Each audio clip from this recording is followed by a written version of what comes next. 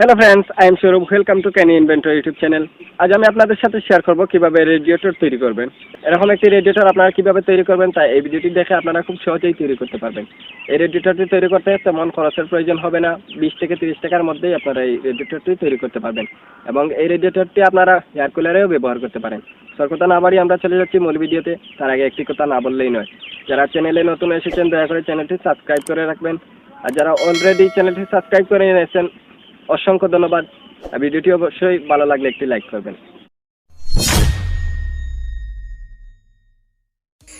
এরকম 1/2 ইঞ্চি সাইজের একটি পিভিসি পাইপ নিয়ে নিলাম।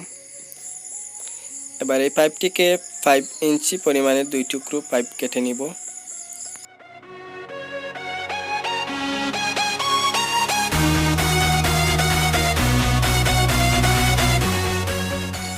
এরকম মডেলের কিছু ইউজড প্যানের প্রয়োজন হবে। এবার কলমগুলোকে পাইপের ভিতরে এভাবে ঢুকিয়ে নিতে হবে। তার জন্য সঠিকভাবে কিছু মার্কিং করে নিব।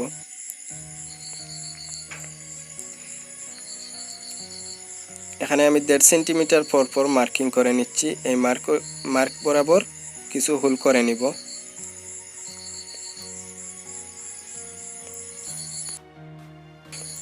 পাইপটিকে মার্ক করে নেওয়া হয়েছে। এবার সেমভাবে এই পাইপটিকেও মার্ক করে নিব।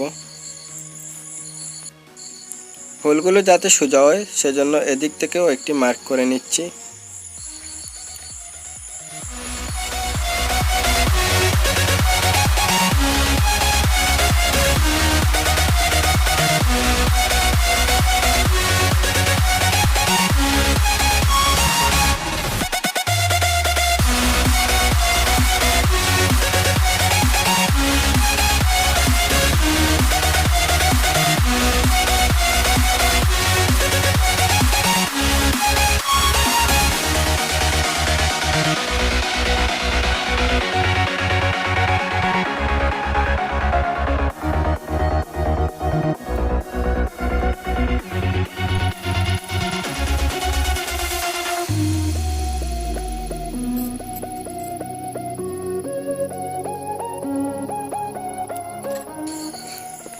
আমি এখানে হট গ্লু ব্যবহার করছি। হট গ্লুর পরিবর্তে এমসিলও ব্যবহার করতে পারেন। হট গ্লু অথবা এমসিল ব্যবহার করলে পানি লিক হওয়ার সম্ভাবনা থাকবে না।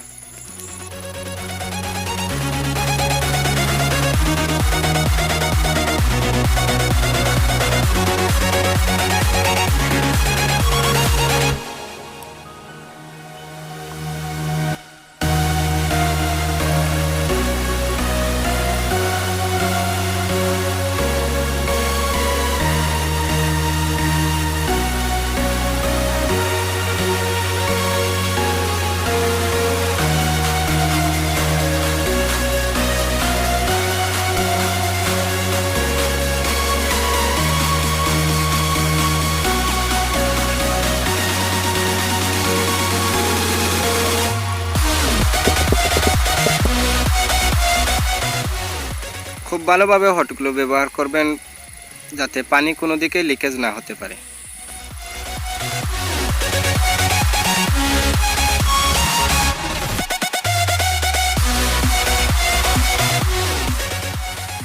এরকম 2 টুকরো পাইপ আমি ব্যবহার করছি। এই পাইপগুলো চাইলে ব্যবহার করতে পারেন, না করলেও কোনো সমস্যা হবে না।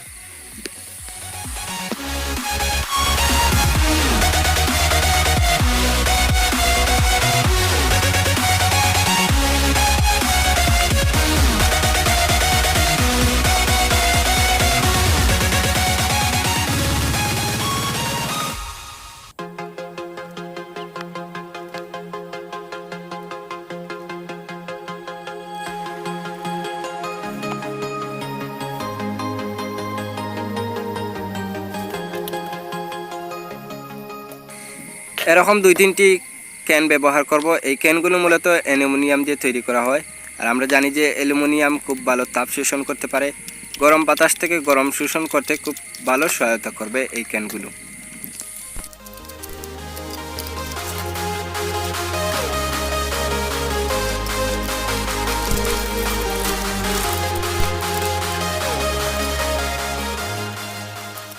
এবার এই ক্যানগুলোকে কেটে পিস পিস করে নিব। এই পিসগুলোর সাইজ হবে পেনের সাইজ যতটুকু ঠিক ততটুকু আকারে পিস পিস করে কেটে নিব।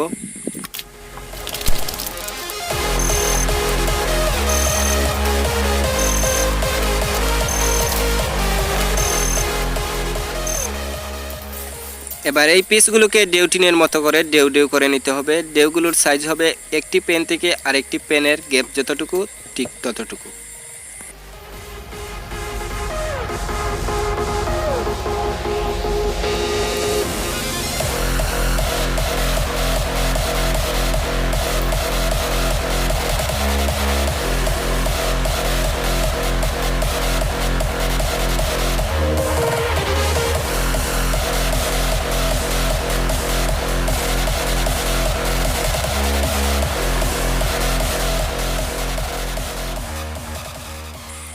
এভাবে হাত দিয়ে তৈরি করাটা অনেক সময় সাপেক্ষ এবং ফুলগুলোকে প্রপারলি ফোল্ড করা যাচ্ছে না। এরকম একটি টুইজার তৈরি করে নেবেন। এই টুইজারটি দিয়ে আমি ঠিক যেভাবে ফোল্ড করব আপনারা ঠিক একইভাবে ফোল্ড করলে সঠিকভাবে ফোল্ড করতে পারবেন এবং অল্প সময়ের মধ্যে অনেকগুলো ফোল্ড করতে পারবেন।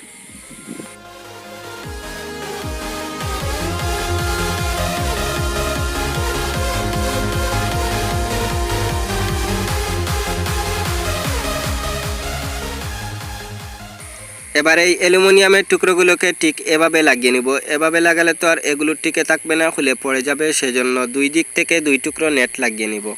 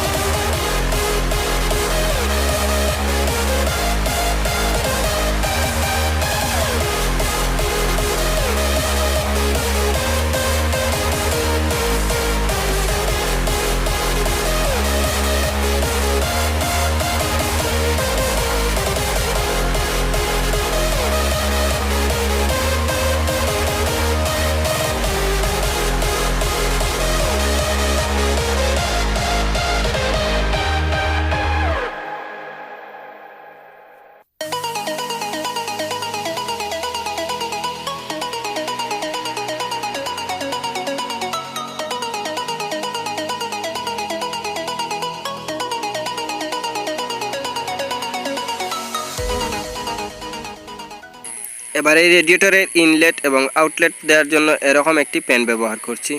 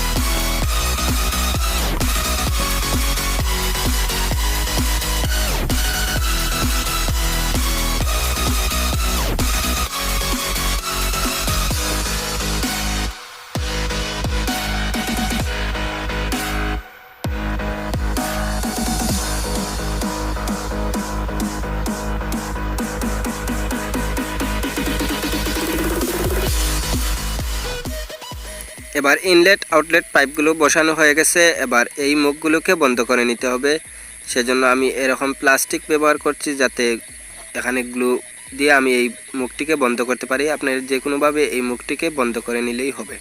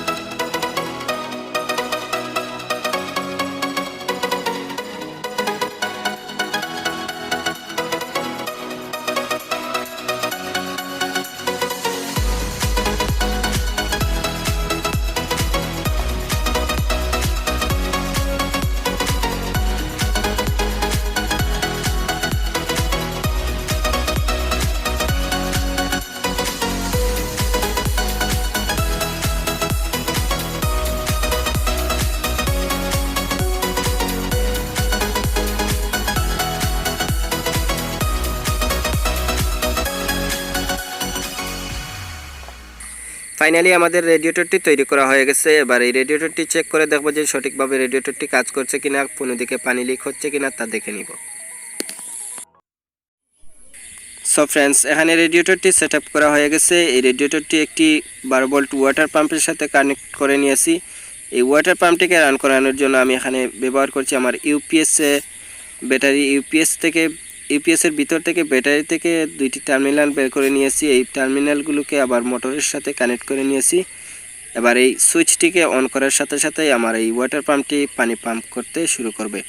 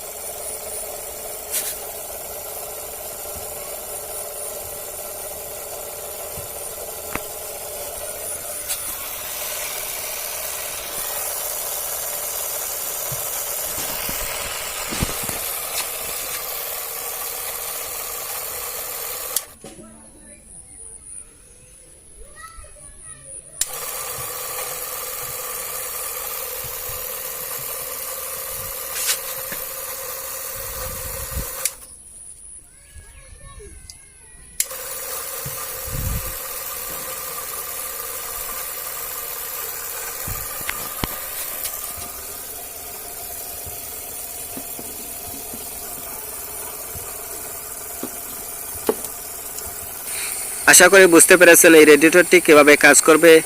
এই রেডিয়েটরটি আমি খুব যত্ন সহকারে তৈরি করেছি, কারণ এই রেডিয়েটরটি আমি নেক্সট কোনো প্রজেক্টে হেয়ার কুলারে ব্যবহার করব। যারা চ্যানেলে নতুন এসেছেন দয়া করে চ্যানেলের সাথে থাকবেন, আর যারা আমার পুরনো ফ্যামিলি মেম্বার রয়েছেন আশা করি আপনারা দেখতে পারবেন নেক্সট কোনো প্রজেক্টে হেয়ার কুলার হিসাবে এই রেডিয়েটরটিকে ব্যবহার করা হয়েছে। সো ভিডিওটি ভালো লাগলে অবশ্যই ভিডিওটি লাইক করবেন, কমেন্ট করে আপনাদের মতামত জানাবেন।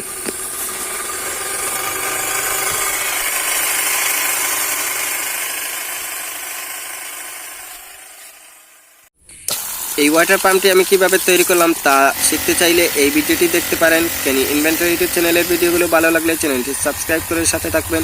Thanks for watching. Allah Hafiz.